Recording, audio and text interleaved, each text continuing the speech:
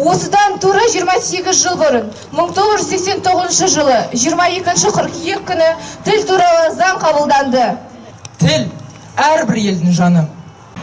Бойында әлем танитын, өзіңсің өшпес тарихым, қасиетімсің ананың ақ сүтіменен даритын, болашаққа алып баратын, өзіңсің ұшқыр қанатым, қазақ тілі мемлекеттік тіл, қастерлеген ана атым. An apple a day sends a doctor away, apple in the morning, doctor's warning, roast apple in the night, starts the doctor outright, eats an apple going to bed, knocks the doctor on the head. Благоговением прикасайся к тому, чем ты вооружен, твори светло и упивайся безбрежным русским языком. Тілім менің тірлігім, тіл жайында толғанбайтын кім бүгін, тіл жайында үгіттейді кімді кім. Тілім менің тірлігім.